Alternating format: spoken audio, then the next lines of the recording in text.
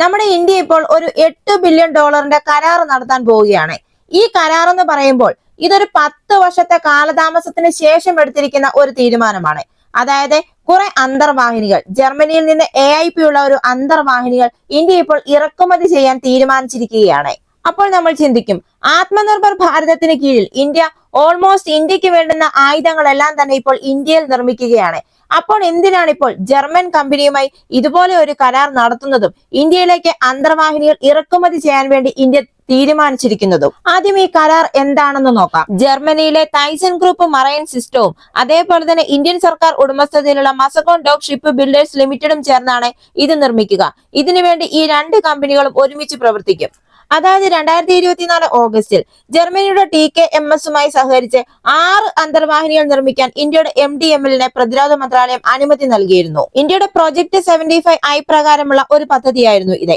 ഈ പദ്ധതി പ്രകാരം ഈ വാങ്ങിക്കുന്ന ഡീസൽ ഇലക്ട്രിക് അന്തർവാഹിനിയിൽ എയർ ഇൻഡിപെൻഡന്റ് പ്രൊപ്പൽഷൻ അഥവാ AIP ഉണ്ടായിരിക്കും. കൂടാതെ നിലവിലുള്ള ഇന്ത്യൻ നേവിയുടെ അന്തർവാഹിനികളെക്കാൾ അത് വലുതും നൂതനവുമായിരിക്കും. 4 SSBNകളാണ് നമ്മുടെ ഇന്ത്യ ഇതുവരെ നിർമ്മിച്ചിരിക്കുന്നത്. നിലവിൽ 2 SSNകൾ നിർമ്മിക്കുന്നുമുണ്ട്. ആകെ 6 SSNകൾ ആസൂത്രണം ചെയ്തിട്ടുമുണ്ട്. ഇതുകൂടാതെ ഫ്രാൻസിൽ നിന്ന് സാങ്കേതിക വിദ്യ വഴി കൈമാറ്റം ചെയ്ത 7 സ്കോർപിയൻ ക്ലാസ് SSKകൾ ഇതിനകം തന്നെ നമ്മുടെ ഇന്ത്യൻ നാവികസേനയിൽ ഉൾപ്പെടുത്തിയിട്ടുമുണ്ട്. എന്നിട്ടും എന്തിനു വേണ്ടിയിട്ടാണ് ഇന്ത്യ ഇപ്പോൾ ജർമ്മനിയിൽ നിന്ന് ഈ അന്തർവാഹിനികളെ ഇറക്കുമതി ചെയ്യുന്നത്? ഇവിടെ ഇന്ത്യക്ക് ഇപ്പോൾ വേഗത്തിലുള്ള ഒരു സംഭരണത്തിന്റെ ആവശ്യകതയാണ് ഉയർന്നു വന്നിരിക്കുന്നത്. അതേപോലെ തന്നെ അതായത് പ്രത്യേകിച്ച് റഷ്യയുടെ ഒക്കെ സഹായം കൊണ്ട് അസംബ്ലികൾ, ഉപകരണങ്ങൾ, വസ്തുക്കൾ എന്നിവ ഉപയോഗിച്ചാണ് SSBNകളും SSNകളും ഇന്ത്യയിൽ നിർമ്മിക്കുന്നത്. എന്നാൽ ഈ വിദേശ സഹായം കൊണ്ട് ഈ SSBNകളും SSNകളും ഇന്ത്യയിൽ നിർമ്മിക്കുന്നു എന്നുള്ളത് ശരിയാണ്.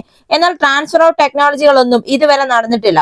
അതായത് പ്രൊജക്ട് 75Iയുടെ ഭാഗമെന്ന് പറയുന്നത് യഥാർത്ഥ ട്രാൻസ്ഫർ ഓഫ് ടെക്നോളജിയുമാണ് ഇതിൽ ഉൾപ്പെടുന്നത്. അതുകൊണ്ട് തന്നെ ഇന്ത്യൻ നാവികസേനയ്ക്കായി മെച്ചപ്പെടുത്തിയ സ്റ്റെൽത്ത്, AIP തുടങ്ങിയ പ്രത്യേക പരിഷ്കരണങ്ങൾ ഉൾപ്പെടുത്തിക്കൊണ്ട് ടൈപ്പ് 214 രൂപകൽപ്പന അടിസ്ഥാനമാക്കിയുള്ള ഒരു അന്തർവാഹിനിയാണ് TKMS നിർദ്ദേശിച്ചിരിക്കുന്നത്. അതായത് ഈ ജർമ്മൻ കമ്പനിയായ TKMS പൂർണ്ണമായിട്ടും ഓഫ് ദി ഷെൽഫ് ഡിസൈൻ അല്ല വാഗ്ദാനം ചെയ്യുന്നത്. എന്നാൽ ആ സ്ഥാനത്ത് ഇന്ത്യയുടെ പ്രൊജക്ട് 75I പ്രകാരം അന്തർവാഹിനി ഡിസൈനുകൾ മാത്രമേ പരിഗണിക്കൂ എന്നാണ് ഇന്ത്യൻ നാവികസേന തുടക്കത്തിൽ പറഞ്ഞത്. ഈ പ്രൊജക്ട് 75I ആരംഭിച്ചപ്പോൾ ഇന്ത്യൻ നാവികസേനയുടെ ആവശ്യകത എന്ന് പറയുന്നത് അങ്ങേയറ്റം അഭിലഷണീയമായിരുന്നു.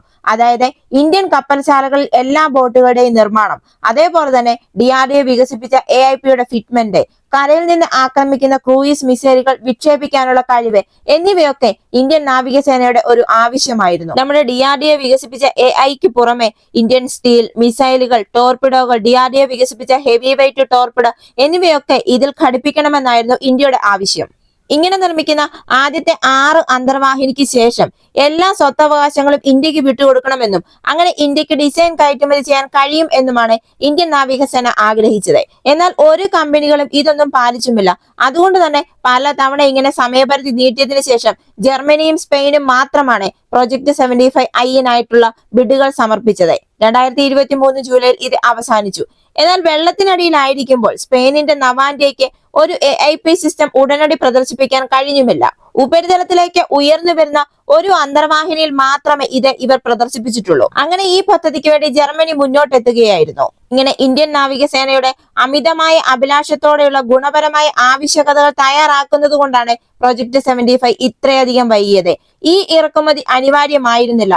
തുടക്കത്തിൽ തന്നെ ഇന്ത്യൻ നാവികസേന യഥാർത്ഥ ഗുണപരമായ ആവശ്യകതകൾ നിശ്ചയിച്ചിരുന്നു എങ്കിൽ SSN നിർമ്മാണ പരിചയ സമ്പന്നമുള്ള L&T നാവികസേന ഇപ്പോൾ TKMSൽ നിന്ന് വാങ്ങുന്നത് നിർമ്മിക്കാമായിരുന്നു. സ്വന്തം ഇഷ്ടപ്രകാരം പങ്കാളികൾ വഴി വിടവുകൾ നികത്താമായിരുന്നു. ഇന്ത്യൻ സ്റ്റീൽ ഉപയോഗിച്ച് നിർമ്മിച്ച അന്തർവാഹിനികൾ, മിസൈലുകൾ, ടോർപിഡോകൾ, അതേപോലെ തന്നെ ഭാവി കയറ്റുമതിക്കായുള്ള പൂർണ്ണ ഭൗതിക സ്വത്തവകാശം എന്നിവയുൾപ്പെടെ ഇപ്പോൾ ലഭിക്കുന്നതിനേക്കാൾ വളരെയധികം ഇന്ത്യൻ നാവികസേനയ്ക്ക് അന്നേ നേടാമായിരുന്നു എന്നാണ് പറയുന്നത്. എന്നാൽ ഇന്ത്യ എന്നും ഒരു പടി മുന്നിട്ടാണ് ചിന്തിക്കുന്നത്. മറ്റുള്ള രാജ്യങ്ങളെ ആശ്രയിക്കുന്നത് കുറച്ചുകൊണ്ട് ഇന്ത്യക്ക് തന്നെ സ്വന്തമായി ഒരു അന്തർവാഹിനി നിർമ്മിച്ചെടുക്കുക എന്ന് വലുതും നൂതനവും ആധുനിക സൗകര്യങ്ങളോടും കൂടിയ ഒരു അന്തർവാഹിനി നിർമ്മിക്കുക എന്നത് തന്നെയായിരുന്നു ഇന്ത്യയുടെ ലക്ഷ്യം.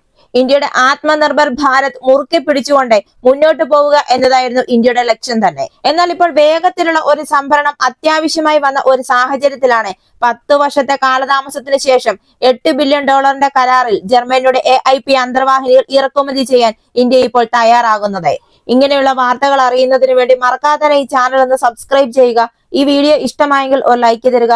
മറ്റൊരു വീഡിയോയുമായി വീണ്ടും കാണാം.